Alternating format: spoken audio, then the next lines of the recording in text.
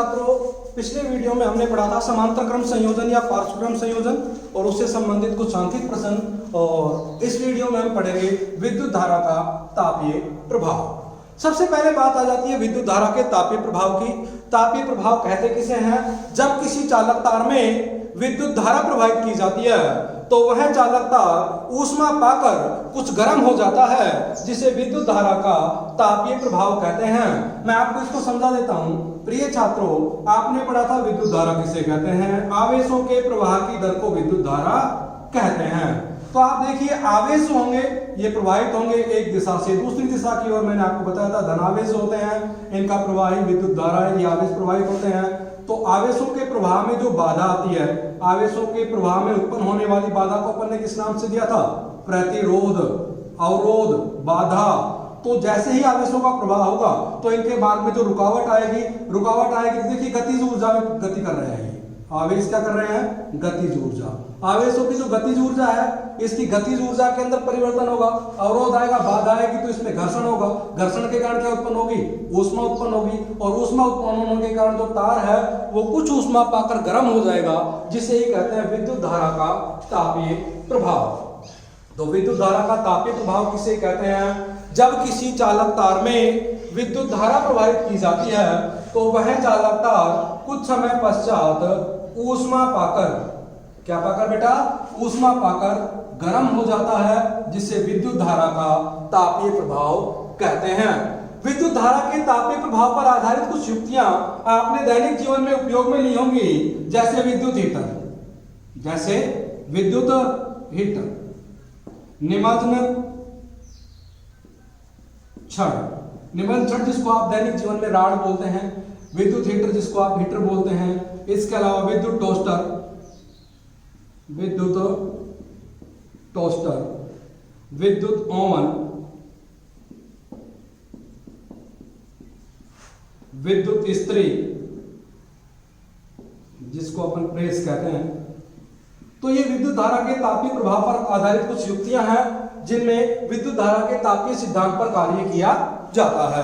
तो आपको समझ में आया होगा विद्युत धारा का तापीय प्रभाव किसे कहते हैं। जब किसी चालक तार में विद्युत धारा प्रवाहित की जाती है तो वह चालक तार ऊष्मा पाकर गर्म हो जाता है, जिसे विद्युत धारा का तापीय प्रभाव कहते हैं। इसके अलावा आपने गीजर देखा होगा पानी गर्म करने का, उसके अंदर भी विद्युत धारा के तापीय प्रभाव पर आधारित युक्तियों का उपयोग किया जाता है। विशुद्ध प्रतिरोध में तापीय प्रभाव से उत्पन्न ऊष्मा का मान ज्ञात करने के लिए एक सूत्र उत्पन्न किया जाएगा, W बराबर VQ। W बराबर VQ। W का मतलब है कुल किया गया कार्य, Q का मतलब है आवेश और विभवांतर। आवेश प्रवाहित करने पर चालक तार के सिरों पर उत्पन्न विभवांतर जो हो जाएगा, ये आ जाएगा W बराबर VQ। आपने पढ़ा है क्योंकि Q बराबर क्या होता है? IT, तो W बराबर आ जाएगा VIT। ये इसका फॉर्मूला हो जाएगा। इसके बाद अपन पढ़ेंगे जूल का तापन नियम। जूल का तापन नियम क्या है? विद्युत धारा के तापीय सिद्धांत पर आधारित जूल का तापन नियम है, जिसमें किसी चालक तार में अल्प समय तक या कुछ समय तक विद्युत धारा प्रवाहित की जाती है तो चालक तार के सिरों पर उत्पन्न जो ऊष्मा होती है उसे कहते हैं विद्युत धारा के तापीय प्रभाव के अंदर जूल का तापन नियम। जूल का तापन नियम है, इसको मैं आपको विस्तार से समझा देता हूं। विद्युत धारा के तापीय सिद्धांत या प्रभाव पर आधारित ही नियम है जूल का तापन नियम। जूल का तापन नियम होता क्या है? नंबर 1 है जूल का तापन नियम। इसके अंदर अपन पढ़ेंगे, इस नियम के अनुसार जब किसी चालक तार के सिरों पर उत्पन्न ऊष्मा चालक तार में प्रवाहित विद्युत धारा के वर्ग के समानुपाती होती है। आप देखेंगे किसी चालक तार के सिरों पर उत्पन्न ऊष्मा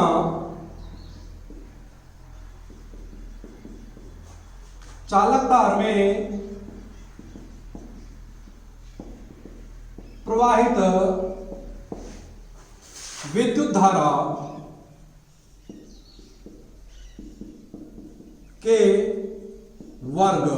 विद्युत धारा के वर्ग के समानुपाती होती है।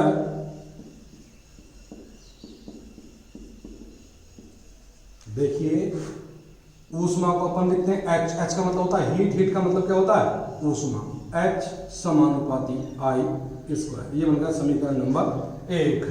किसी चालक तार के सिरों पर उत्पन्न ऊष्मा चालक तार में प्रवाहित विद्युत धारा के वर्ग के समानुपाती होती है। विद्युत धारा को अपन आई से रिप्रेजेंट करते हैं, वर्ग का मतलब क्या करेंगे इसका स्क्वायर। तो पहला समीकरण तो अपने पास ये आ गया। जूल के तापन नियम को आगे गति प्रदान करते हुए सेकंड स्टेप पढ़ेंगे इसकी।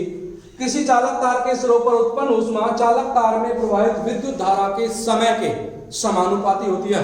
किसी चालक तार के सिरों पर उत्पन्न ऊष्मा चालक तार में प्रवाहित विद्युत धारा के समय के समानुपाती होती है या किसी चालक तार के प्रतिरोध के समानुपाती होती है। दो नियम पढ़ लेते हैं। किसी चालक तार के सिरों पर उत्पन्न ऊष्मा चालक तार के प्रतिरोध, समय का अगले पढ़ाएंगे, प्रतिरोध के समानुपाती होती है।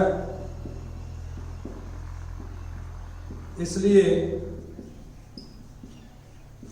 H समानुपाती R, H समानुपाती R।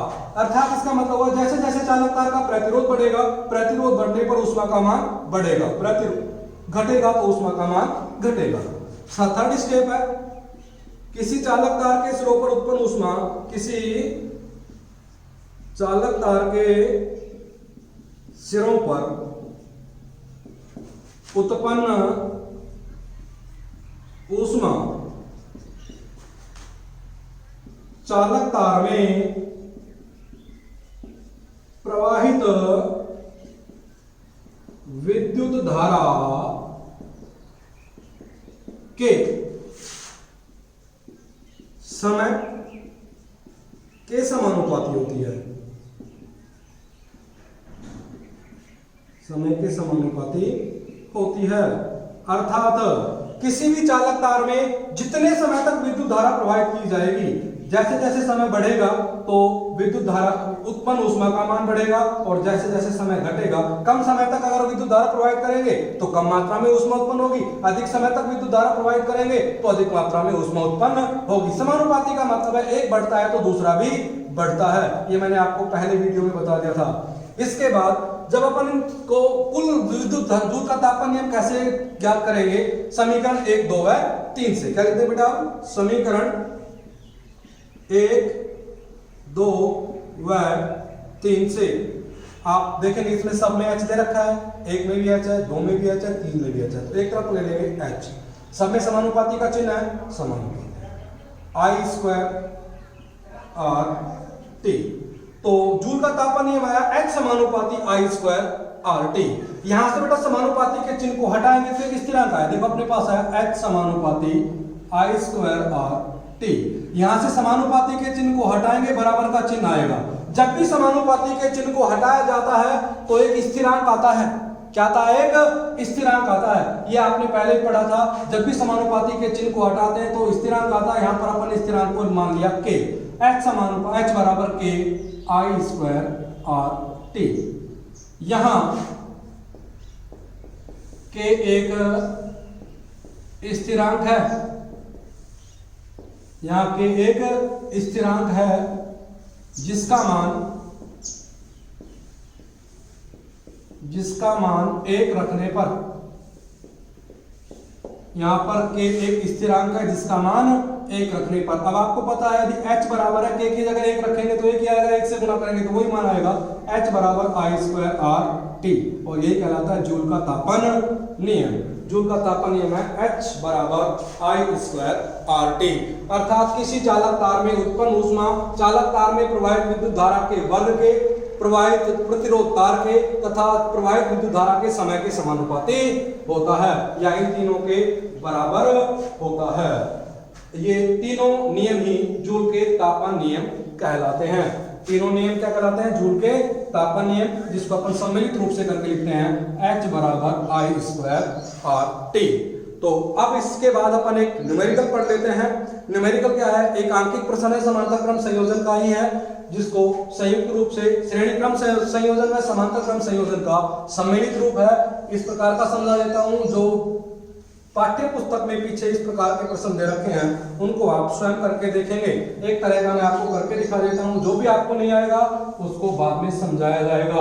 पाठ में जितने भी उदाहरण हैं, जितने भी एग्जाम्पल दे रखे हैं और जितने भी आंकिक प्रश्न हैं, उन सभी को एक एक करके समझाया जाएगा। अगला क्वेश्चन आता है, श्रेणी क्रम संयोजन व समांतर क्रम संयोजन का सम्मिलित रूप से तुल्य प्रतिरोध ज्ञात करना। परिपथ चित्र दिया हुआ है, इस परिपथ चित्र को कुछ इस प्रकार से बनाया गया है। प्रारंभिक अवस्था में 3 प्रतिरोध तार जोड़े गए हैं। आप देख रहे हैं कौन से क्रम में जुड़े हुए हैं? ये समांतर क्रम में। क्यों जुड़े हुए हैं? तीनों प्रतिरोध तारों के प्रथम सिरे एक बिंदु पर तथा अंतिम सिरे दूसरे बिंदु पर उपस्थित हैं। तो कौन से क्रम में जुड़े हुए हैं तीनों तार? समांतर क्रम संयोजन में। इसके बाद बीच में एक तार जोड़ा गया है, ये श्रेणी क्रम संयोजन में है। फिर अंत में 3 तार जोड़े गए हैं, ये भी कौन से क्रम में जुड़ रहे हैं? आप देख रहे हैं जैसा कि ये तीनों भी समांतर क्रम संयोजन में जुड़े हुए हैं। और ये दे रखा है ए व बी, दोनों के बीच में क्या मान दे रखा है? ए व बी। तो आप इसको देख रहे हैं, ये परिपथ चित्र दिया गया है, ये बी बिंदु है और ये ए बिंदु है। इन तारों के मान क्या क्या दिए गए हैं? ये तार भी 2 ओम का है, ये तार भी 2 ओम का है, ये तार भी 2 ओम का है। ये तार है, ये भी 2 ओम का है। ये तार प्रतिरोध तार भी 2 ओम का है, ये प्रतिरोध तार भी 2 ओम का है और ये प्रतिरोध तार भी 2 ओम का है। इसमें है दिए गए चित्र, क्या है? दिए गए परिपथ चित्र, दिए गए परिपथ का तुल्य प्रतिरोध ज्ञात कीजिए। ये सवाल दे रखा है। संयमित रूप से आप देखेंगे सवाल में तार किस प्रकार से जुड़े हुए हैं और तारों को देखकर आप आसानी से तुल्य प्रतिरोध निकाल सकते हैं। जैसा कि आपको दिख रहा है, परिपथ में प्रथम जो 3 तार हैं R1, R2 व R3 कौन से क्रम में जुड़े हुए बेटा? समांतर क्रम में। आपने विशेषता पढ़ी थी, समांतर क्रम संयोजन में सभी तारों के प्रथम सिरे एक बिंदु पर तथा अंतिम सिरे दूसरे बिंदु पर जुड़े हुए होते हैं। तो आप इसमें फर्स्ट स्टेप ये लिख देंगे, 3 स्टेप में सवाल होगा। दिए गए परिपथ में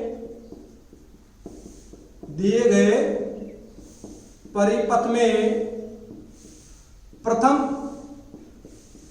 3 प्रतिरोध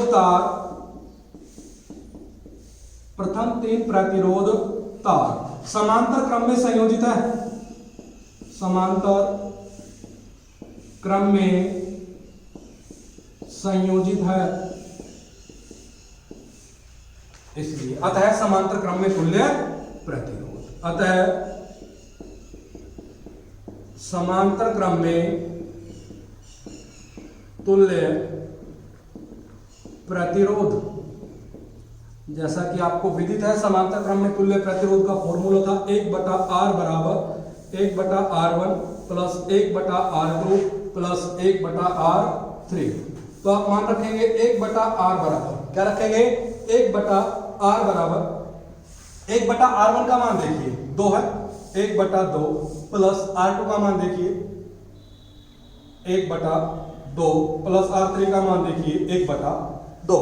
तीनों के मान कितने हैं? 2 ओम के 3 तार हैं। तो अब इसका पहले लिख लेंगे लघुत्तम। इसका लघुत्तम आ जाएगा 2 एकम 2, 1 एकम 1 प्लस 2 एकम 2, 1 एकम 1 प्लस 2 एकम 2, 1 एकम 1 प्लस 1 बराबर 3/2 ओम। ये किसका मान है बेटा? 1/R का। तो 1/R तो है 3/2 या 2/3 ओम या R बराबर 1/R को हटा करके कर दिया हमने R बराबर। अब देखिए परिपथ चित्र क्या है? इन तीनों तारों का अपन ने कितना तार बना लिया? एक तार कितने ओम का आया? 2/3 ओम का। आप देखो परिपथ चित्र कुछ इस प्रकार से बनेगा।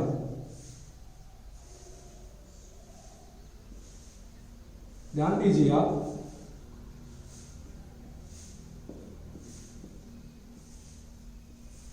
ये ए बिंदु हो गया और ये बी बिंदु। देखिए बेटा ये कितने ओम का आया था 3/2 ओम का। ये कितने ओम का है 2 ओम का। ये भी कितने कितने ओम के हैं 2 ओम के। अब आप नेक्स्ट स्टेप लिखेंगे, स्टेप सेकंड। दिए गए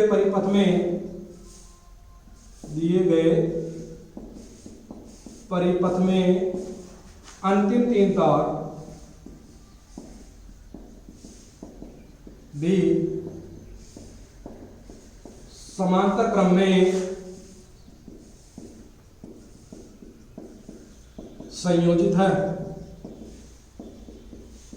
अतः समांतर क्रम में तुल्य प्रतिरोध 1/r बराबर 1/r1 plus 1/r2 plus 1/r3। 1/r बराबर सबके मान 2 में 1/2 प्लस 1/2 प्लस 1/2। देखिए यहाँ सबके मान 2 में कॉमन कितना जाएगा 2। 2 एकम 2 1 एकम 1 2 एकम 2 1 एकम 1 2 एकम 2 1 एकम 1 वही मान प्राप्त हुआ 3/2 ओम या r बराबर 2/3 ओम आ गया अपने पास। अब अपन को क्या करना है, अब एक नया परिपथ चित्र बनेगा। ये 3 तारों का भी एक तार बन गया, इन 3 तारों का भी एक तार बन गया। सेकंड परिपथ ये आया था, थर्ड परिपथ मैं आपको बना के दिखा देता हूं, उसके बाद इसका तुल्य प्रतिरोध ज्ञात कर लिया जाए। देखिए अब परिपथ कैसे बनेगा, मैं आपको बना के दिखा रहा हूं। इधर थर्ड स्टेप, सेकंड स्टेप खत्म हुई, 3 स्टेप में सवाल होता है। एक स्टेप यहाँ तक थी, दूसरी यहाँ तक थी और तीसरी अब तीनों को मिला के की जाएगी। देखिए क्या बना परिपथ, अपना परिपथ चित्र इस प्रकार से बन जाएगा। पहला तार, दूसरा तार और ये तीसरा तार। पहला तार कितने ओम का आया था 2/3 ओम। दूसरा तार कितने ओम का दिया गया है 2 ओम। तीसरा में कितना आया 2/3 ओम। इस परिपथ में स्टेप थर्ड है, इस परिपथ में तार श्रेणी क्रम में संयोजित है, अतः श्रेणी क्रम में तुल्य प्रतिरोध, फॉर्मूला आपने पढ़ा है R बराबर R1 plus R2 plus R3। मान देखिए R बराबर R1 का मान कितना है 2/3 प्लस 2 प्लस 2/3। आप यहाँ पर एक मान लेंगे, कुछ भी नहीं है तो कॉमन कितना आ जाएगा 3। 3 एकम 3, 1 2 एकम 2 प्लस 1 3 3 और 3 9 6 प्लस 3 एकम 3 और 2 एकम 2, 6 और 4 10। 10 बटा कितना आया 3 ओम। अतः तुल्य प्रतिरोध कितना आ जाएगा बेटा इसका 10/3 ओम। अतः दिए गए परिपथ का आंसर लिख देंगे लास्ट में। अतः दिए गए परिपथ का तुल्य प्रतिरोध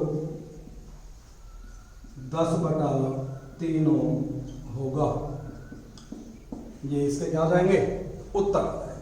आपने को परिपथ दिया गया है आपके सामने, तो आप इसमें देख लेंगे कौन सा परिपथ चित्र है वो किस प्रकार से बनाया गया है। प्रथम 3 तार है, अंतिम 3 तार है, दोनों प्रकार से समांतर क्रम में जुड़े हुए। इन तीनों तारों का एक तार बनाएंगे, इन तीनों तारों का एक तार बनाएंगे। लास्ट में परिपथ इस प्रकार का आ जाएगा, प्रथम तार का अंतिम सिरा दूसरे के प्रथम से, दूसरे का अंतिम तीसरे के प्रथम से। कौन से क्रम में है श्रेणी क्रम में। लास्ट में अपन निकाल देंगे श्रेणी क्रम का तुल्य प्रतिरोध और इसके उत्तर आ जाएंगे 10/3 ओम।